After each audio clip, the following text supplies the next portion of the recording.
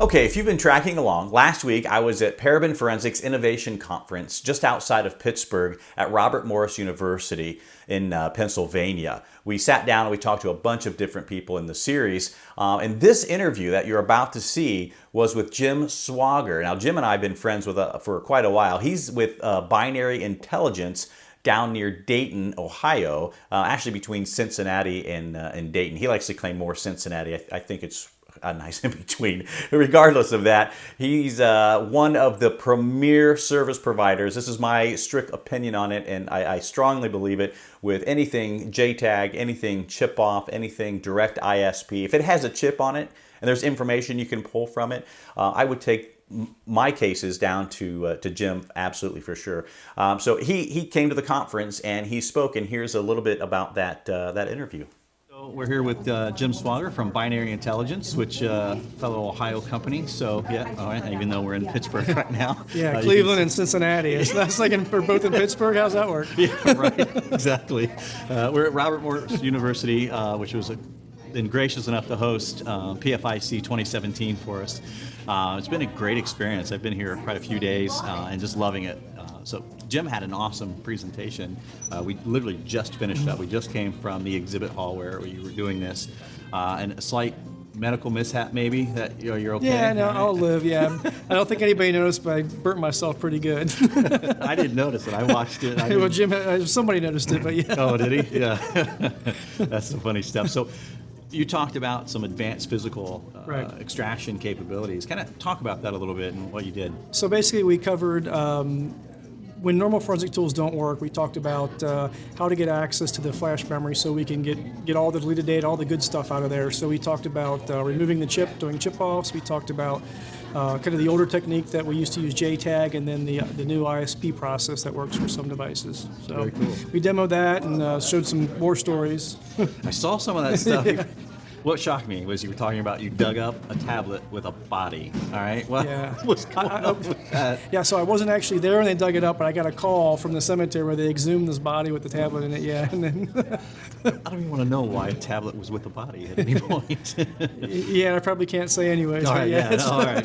No worries. But people typically think of a device with those types of extractions as mobile, as a phone or something like that. But you showed much more than that. What kind of examples of some things that you're looking into and being able to extract and interpret that data? Yeah, so obviously most common are the phones, but we seem to see a lot of voice recorders that don't have USB capability where things record off there, GPS units, normal SD cards, flash drives. Trying to think what else that we IoT devices is the big thing, now. So lots of research in there. I got a drone to play with now. I'll take some stuff off there. And the last one I showed was the vehicle module. Yeah, that's insane. You had that mapped out and actually where the connection points were at. Yeah, so we basically, instead of pulling the chip off, we pulled the chip. We figured out in the future on that particular forward sync module, we don't have to remove the chip. We can actually solder wires onto there and extract the data. So the challenge is going to be interpreting the data, but as you saw, there's lots of potential stuff there. Oh yeah, that that's fantastic. I don't know that anyone's really attacking it at that level right now, which is great. So I think that's going to be one of the new frontiers. So yeah, I agree. That information is going to be very, very helpful. With the Alexa device, you were able to pull that information.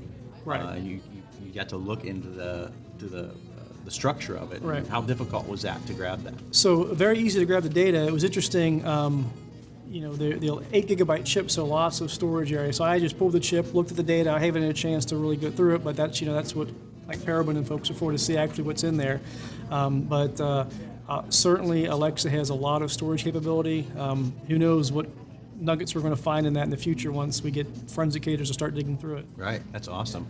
Now you're encountering challenges with mobile devices and the levels of encryption. Right. And obviously everyone's thinking more outside the box of standard forensics, and that was clear in your presentation. Where do you see the kind of the realm of extractions and advanced extractions going, say within the next year, or even now for that matter? Well, we're seeing it now. I mean, with many of the different talks that they touched on encryption, the problem with encryption, and we can attack certain older ones, but Yeah, the companies manufacturing these phones, the Androids, and obviously the Apples, they're making it hard on us. The golden age of some of these advanced techniques on phones is going away. Now, we're still going to do some, but we're seeing these problems every day.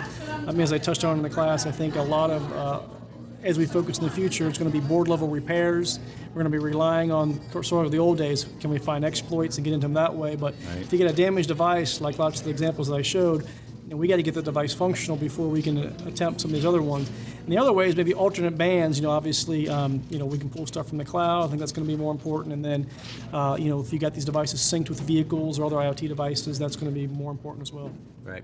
So with the skills, obviously, you do chip-offs every day, probably a couple a day, and you make it look so easy. And I've tried it a couple of times, right? You gave me the first chip I think you actually had me attempt was the BlackBerry chip. Yeah. I think that was just to watch me fail that was miserably. that was one of the most difficult ones. And I failed miserably. But you also not only instruct how to do this to people interested in it. There's a class that's actually in existence. Right. It's a 5-day class. But you also have a service as well that if agencies or departments or companies need your help, you can do that. Can you tell me a little bit about that? Yes, that's probably our primary business right now is getting advanced physical extractions.